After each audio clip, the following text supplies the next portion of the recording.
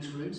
तो बेटा आज हम डिस्कस करने वाले हैं refraction of light. Refraction of light का मतलब क्या होता है, ठीक है ना। मतलब हमने रिफ्लेक्शन में पढ़ा कि लाइट जब किसी सरफेस से टकराती है तो टकरा के अगर उसी मीडियम में वापस चली जाती है तो हम लोग उसको कहते हैं रिफ्लेक्शन। क्या कहते हैं? रिफ्लेक्शन। लेकिन रिफ्रैक्शन में क्या होता है, लाइट एक मीडियम से आती है दूसरे मीडियम में चली जाती है, ठीक है। मीडियम का मतलब क्या है, जैसे मान लो यहाँ पर क्या है बेटा, एयर है, हवा है, यहाँ पर ये क्या है, वाटर, ठीक है। तो लाइट कहाँ से कहाँ ट्रेवल कर रही है, एयर से वाटर। तो ये क्या कर रही है, एक मीडियम से आ रही है दूसरे मीडियम में चली गई। ये जो फिनोमेना है कि लाइट एक मीडियम से दूसरे मीडियम में जाती है तो अपने पाथ से डेविएट हो जाती है, it deviates from its path. देखो जरा, ये ऐसे आ रही थी, जानी चाहिए थी इस डॉटेड लाइन के थ्रू, बट ये थोड़ी सी किधर हो जाएगी, टुवर्ड्स द नॉर्मल मुड़ जाती है। ये डिपेंड करता है कि रिफ्रैक्टिव इंडेक्स पे कि टुवर्ड्स द नॉर्मल मुड़ेगी या अवे फ्रॉम द नॉर्मल, ठीक है ना।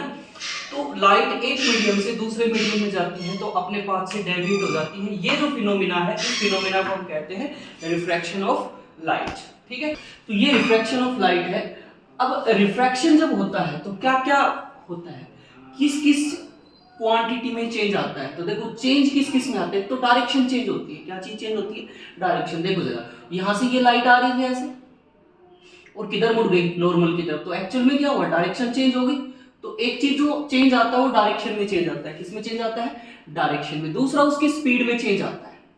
किस में चेंज आता है? स्पीड में। तो स्पीड है ना, वो डिक्रीज भी हो सकती है, इंक्रीज भी हो सकती है, वो डिपेंड करता है ऑप्टिकल डेंसिटी के ऊपर, ठीक है। तीसरा जो चेंज आता है वो वेवलेंथ में चेंज आता है, ठीक है। ये भी इंक्रीज भी हो सकती है, डिक्रीज भी हो सकती है। जैसे इस केस की बात करें एयर से वाटर में, तो लाइट कहां से कहां जा रही है, रेयर से डेंसर, ऑप्टिकली रेयर से ऑप्टिकली डेंसर जा रही है। तो इस केस में स्पीड है ना, स्पीड वो डिक्रीज हो जाएगी। रेयर से डेंसर जा रही तो स्पीड हो जाएगी डिक्रीज, वेवलेंथ भी डिक्रीज हो जाएगी, ठीक है ना। अब जो चीज चेंज नहीं होती वो कौन कौन सी है, फ्रीक्वेंसी।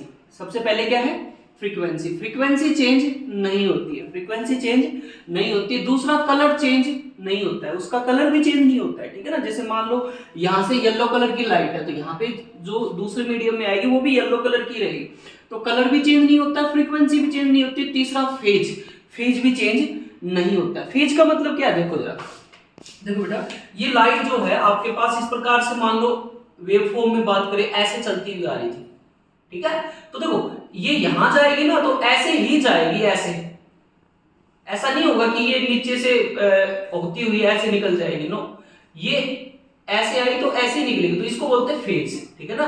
तो फेज इसका चेंज नहीं होगा। तो ध्यान रखना है क्या क्या चीज चेंज होती है और क्या क्या चेंज नहीं होता है। तो डायरेक्शन चेंज होती है, स्पीड चेंज होती है, वेवलेंथ चेंज होती है, और जो चेंज नहीं होता वो फ्रीक्वेंसी, कलर और फेज है, ठीक है। चल अगला है आपके पास रिफ्रैक्टिव इंडेक्स, ठीक है। जैसा कि मैंने बताया आपको कि कोई मीडियम ऑप्टिकली डेंसर है या ऑप्टिकली रेयर है, ये एक कांस्टेंट पे डिपेंड करता है। किस पे डिपेंड करता है? एक कांस्टेंट पे। और उस कांस्टेंट को हम कहते हैं रिफ्रैक्टिव इंडेक्स। क्या कहते हैं? Refractive index. रिफ्रैक्टिव इंडेक्स को कैसे डिफाइन कर सकते हैं? Velocity of light in vacuum, velocity of light in vacuum divided by velocity of light in medium, ठीक है ना। मतलब इसको म्यू से रिप्रेजेंट किया जाता है, कई जगह इसको एन से भी रिप्रेजेंट करते हैं, ठीक है। एन या mu is equal to c over v, c over v, ठीक है।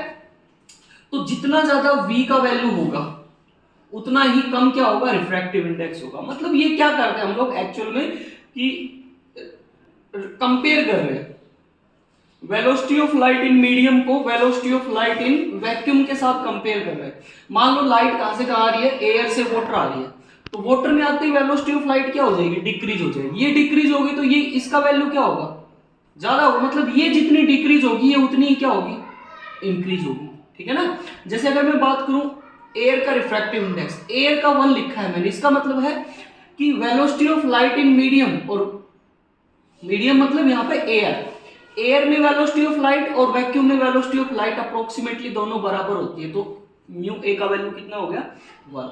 वाटर, वाटर के लिए हमने रिफ्रैक्टिव इंडेक्स की बात करी तो इसका हम लोग कैलकुलेट करते हैं तो कितना आता है, 4/3, 4/3 इज इक्वल या फिर 1.33 लिख सकते हैं, ठीक है। ग्लास की बात करें तो ग्लास का कितना होता है, 3/2 या 1.5, 3/2 या 1.5। डायमंड की बात करें तो डायमंड का होता है 2.4 होता है, ठीक है। तो ये रिफ्रैक्टिव इंडेक्सेस हैं। ओके, इसके बाद हम लोग डिस्कस करेंगे लॉज ऑफ रिफ्रैक्शन की। लॉज ऑफ रिफ्रैक्शन, रिफ्रैक्शन के क्या क्या नियम है। तो रिफ्रैक्शन का सबसे पहला नियम तो यही है, इंसिडेंट रे, ये जो रे है वो कौन सी, इंसिडेंट रे। रिफ्रैक्टेड रे, ये जो रे है कौन सी रे, रिफ्रैक्टेड रे। एंड नॉर्मल, और ये जो आपको डॉटेड लाइन नजर आ रही है ये क्या कहते हैं, नॉर्मल कहते हैं। क्या कहते हैं इसको, नॉर्मल। तो incident ray, refracted ray and normal always lie in the same plane, हमेशा एक ही प्लेन में लाई करते हैं, ठीक है। दूसरा है स्नेल्स लॉ। दूसरा क्या है, स्नेल्स लॉ। स्नेल्स लॉ मतलब mu, refractive index is equal to sine i upon sine r. मतलब स्नेल्स लॉ कहता है कि जो रेशियो होता है angle, sine of angle of incidence, ये जैसे हम बात करें, ये जो है आई एंगल ऑफ इंसिडेंस है, ये क्या एंगल ऑफ इंसिडेंस है, ये एंगल ऑफ रिफ्रैक्शन। तो ratio of sine of angle of incidence, ratio of sine of angle of incidence to the sine of angle of refraction is always a constant. क्या कहा मैंने, ratio, किस किस का ratio, sine of angle of incidence to the sine of angle of refraction is always a constant. और उस constant को हम लोग क्या कहते हैं, म्यू, मतलब रिफ्रैक्टिव इंडेक्स। तो ये जो आपको देगा रिफ्रैक्टिव इंडेक्स देगा, समझ में आया। तो ये जो है आपके पास स्नेल्स लॉ होता है, ठीक है। चलो अब आपके पास है अगला क्वेश्चन है, एक ray of light is incident at an angle of 30 degree. कह रहा है कि ये रे, ये आपके पास एक मीडियम है, ठीक है। इंटरफेस है जो दो मीडियम्स को अलग कर रहा है, ये मीडियम 1 माना, ये मीडियम 2 माना, ठीक है। यहां से एक लाइट इंसिडेंट की हमने नॉर्मल के साथ, जो कि कितने का एंगल बना रहा है, 30 डिग्री का। तो नॉर्मल ये है, इसके साथ 30 डिग्री एंगल बना रहा है, ठीक है ना। अब इसने कहा है angle of refraction is 45 degree. अब लाइट जो है वो ऐसे जानी चाहिए थी, लेकिन होगा क्या, ये नॉर्मल से दूर हट जाएगी, और ये एंगल जो इसने बोला ये 45 डिग्री बोला है। तो what is the value of refractive index of medium 2 with respect to 1। दो का रिफ्रैक्टिव इंडेक्स एक के रिस्पेक्ट में। तो म्यू बराबर हम लोगों ने अभी अभी पढ़ा sine i upon sine r, sine i upon sine r. ये जो आएगा रिफ्रैक्टिव इंडेक्स दो का आएगा, दो का एक के रिस्पेक्ट, क्योंकि लाइट किस में जा रही है, दो में जा रही है ना, एक से। तो दो का एक के रिस्पेक्ट में। तो mu two 1 is equal to sine i का वैल्यू कितना है, 30 डिग्री, साइन आर का वैल्यू कितना है, 45। तो mu two 1 is equal to sine 30 आ जाएगा बेटा 1/2 डिवाइडेड बाई साइन 45। साइन 45 का वैल्यू 1/√2। सोल्व करेंगे तो 1/2 इंटू √2 बाई 1, ठीक है ना। तो ये कितना आ जाएगा यहाँ से 1/√2। तो this is the refractive index of medium 2 with respect to 1, ठीक है। ये आपके पास इस टाइप का क्वेश्चन है। देखो बेटा अगला सवाल है, find the velocity of light in the medium whose refractive index is 1.5। क्या कह रहा है, find the velocity of light in the medium, medium के अंदर वेलोसिटी ऑफ लाइट बतानी है, ठीक है। मतलब v का वैल्यू निकालना है किस मीडियम में जिसका रिफ्रैक्टिव इंडेक्स कितना है 1.5। और वैक्यूम के अंदर वेलोसिटी ऑफ लाइट दे रखी है इतनी। वैक्यूम के अंदर वेलोसिटी ऑफ लाइट को c से रिप्रेजेंट करते हैं, c का वैल्यू है 3 × 10⁸ मीटर पर सेकंड, है ना। तो म्यू इज इक्वल टू, अभी अभी हमने पढ़ा c over v, mu is equal to c over v।